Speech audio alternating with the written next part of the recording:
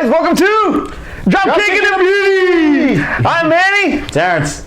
And today and today, after so many months of silence, because we haven't done this show since April, Chocolate Salsa's back. San Antonio's finest, exactly. 210 tag champs here, baby. Anyway, so last week, CM Punk finally got in the ring. And his entrance was longer than the fight itself. But regardless, he got in there and came out to Cult of Personality and everything. It kind of felt like it was a freaking WWE fight. It was actually, real nostalgic, borderline nostalgia there. But I thought it was freaking awesome just to see him do it. You know, he talked so much about wanting to do this and doing all the training and the postponements with this fight to actually get to that point. At least he didn't back out and say like, I give up, I'm not going to do it. And so he's not a quitter, I guess you could say that. Or a quieter. He's not a quieter. That's how you pronounce it. Well, he fought Mickey Gall, and Mickey Gall's only 24 years old, but he's been in the game for 2 years or so, right? So he's kind of a veteran, right? So he wanted to go and show this guy up. It takes more than recognition to make it in the UFC, because he, when you look at it, he had everything to gain. To even as a young fighter, even though CM Punk didn't really have any fights, he has a name. So you can always be the person that says, I beat CM Punk. Just like when Kimbo Slice first got into the UFC, the first guy who beat him, and it's like, he wasn't even an established fighter. I think he was on his way out, but he got to be the first person to say he beat Kimbo Slice. So that's what this young kid is. Like, he was all amped up to do it. And really, to be honest, I think CM Punk was just trying to get it done and over with. Yeah. He didn't seem like he had his whole heart into the fight. It didn't seem like... Well, you couldn't tell. He's taking so many punches. And then it's like... his ass was in it. He was getting his ass kicked out. And then his strategy was all wrong, but then you have to put it on the fact that it was his very, very first fight. So and I'm glad you brought that up, because it being his first fight, don't you think he could have gone, something smaller?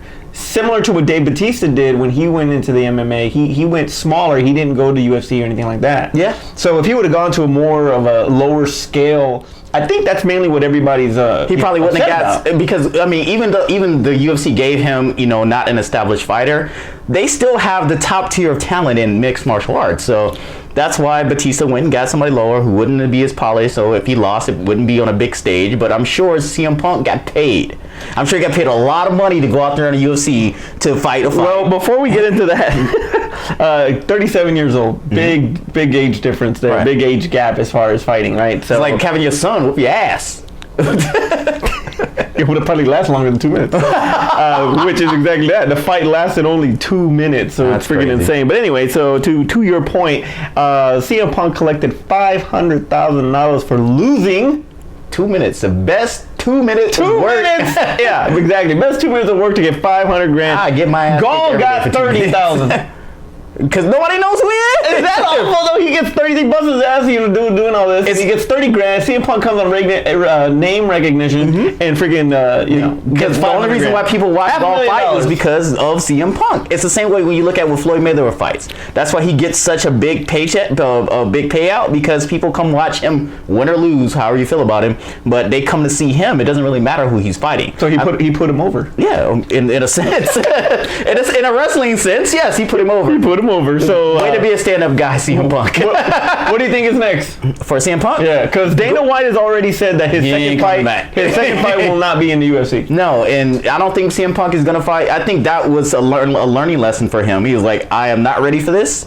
They gave me the best possible scenario I could absolutely have in MMA, and I did not pan out for it. I think if anything, he will go home and make love to his gorgeous wife, or you have a hard life. Yeah, I know, it's crazy, dude. Or give him maybe 5 years. He'll work himself. He'll try to get back into good graces. He'll be 42. No, not of like WWE, but over time he'll work his, because he said that he was trying to go back to Japan was the wrestling New Japan. Yeah, he was trying to go back to New Japan. So I can see him making an entrance in another year, like shop popping up out of nowhere. Him going back to pro wrestling. I just after this How long did Flair wrestle? It would almost be no, but I'm talking about as far as it would almost be like him tail between the legs, goes back to what he knows. You know, and it kind of sucks. You gotta make money somehow. I love the guy. I hope he does well no matter what. Yeah. Oh well. Anyway, kudos to you for freaking trying, living the dream. So it's cool. All right.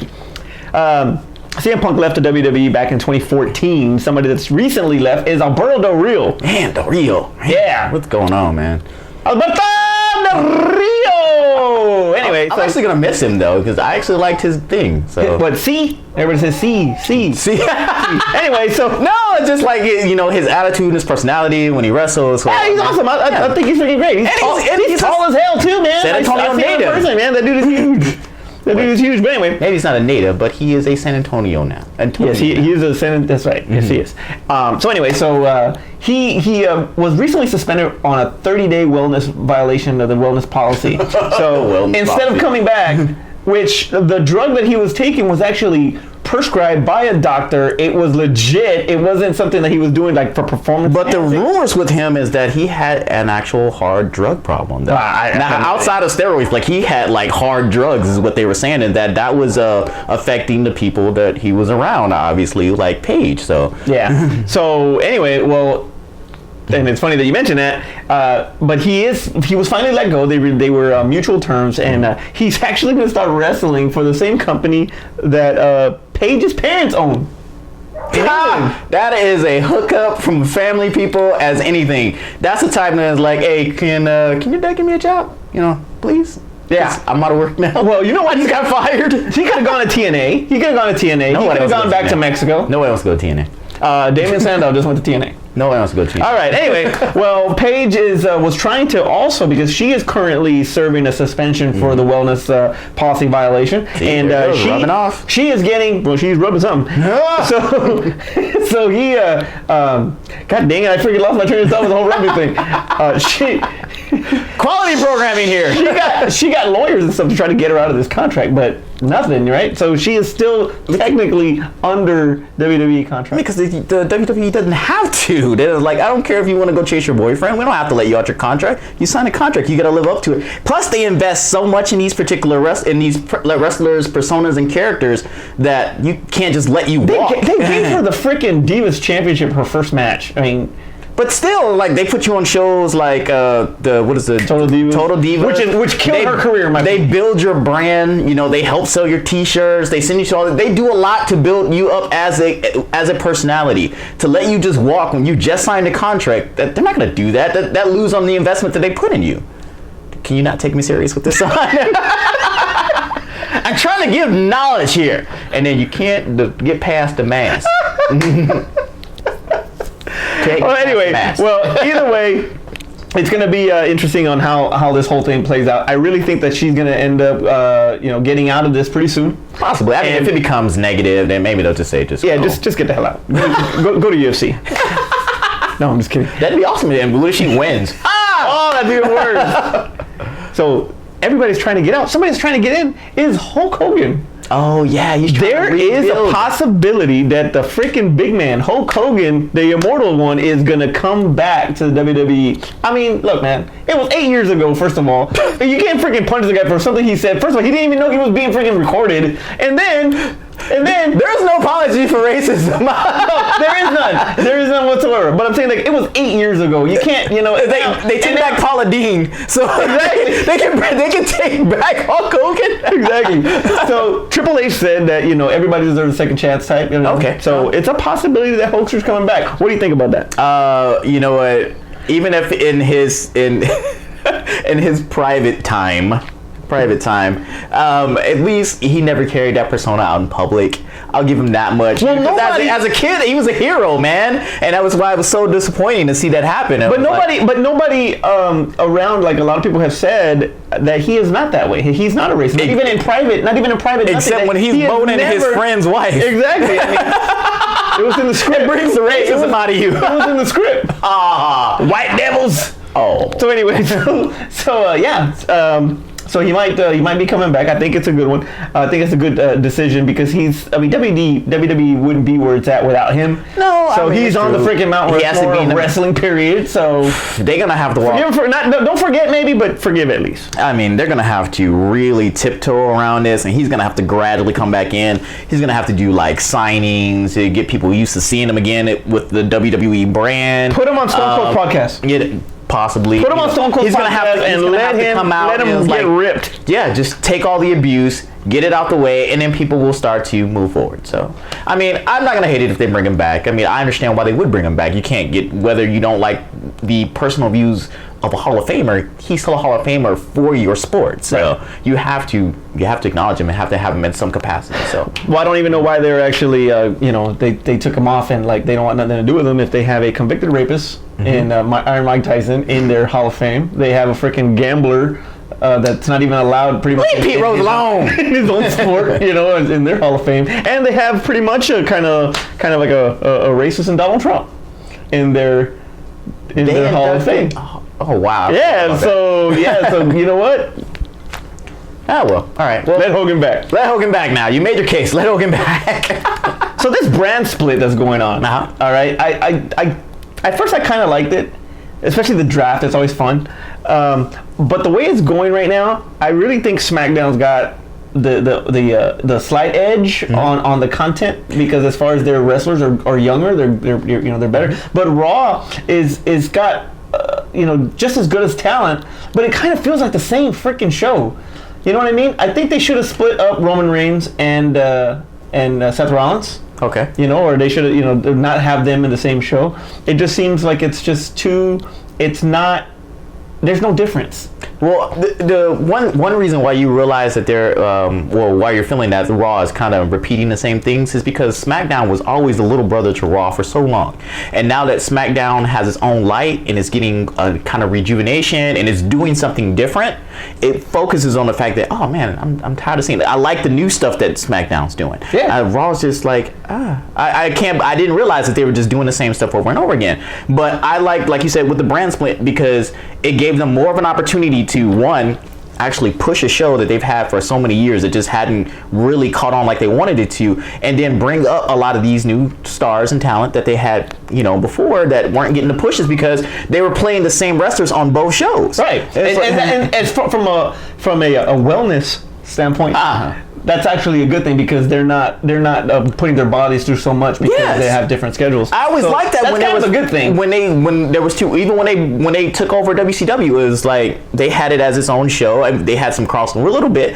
but they had so many wrestlers that they had to actually separate them into two shows. So I don't know at what particular point. I guess when they were trying to actually push SmackDown more, they was like, oh well, we need to take these wrestlers and put them over here so they can do. But no, we got to have them in Raw too, and they were playing double duty, and you just saw the same wrestlers all the time, and then people were like, well, it seemed like they were still saving the best storylines and stuff for Raw and still keeping SmackDown as just we just got to keep it afloat. We got to keep it afloat. Now just push it as is and make it a thing. The one thing that I don't like is this Universal Championship.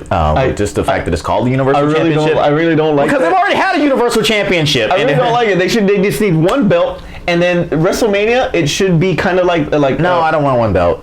No, just listen. The champion can go to both shows, but you go through the playoffs, and your Super Bowl is WrestleMania. So you get these playoff brackets, kind of like East versus West, like the Eastern Conference versus the Western Conference, and then you have one from each show, and then they're the. So you want to make a universal? You want to make like the Super Bowl the Universal Championship?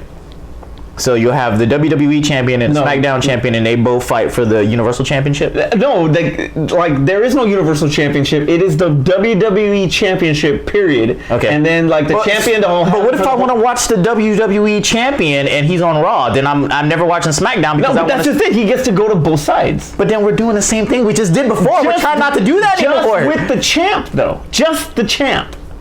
No. Alrighty then. No, that's what they're trying to get out of. Well, I want to watch a champion of SmackDown. I want to have them have their own storylines and not cross. What do you feel about them having the two pay-per-views like this? I mean, we just witnessed a Backlash a couple days ago. It's not that bad, or last week actually. It's not too bad. AJ Styles. It wasn't too bad. It was all right. AJ Styles was champ. Great match between him and Ambrose. Finally, you see Ambrose actually living up to the freaking hype as champ because I didn't think I got that from him against Dolph Ziggler at SummerSlam.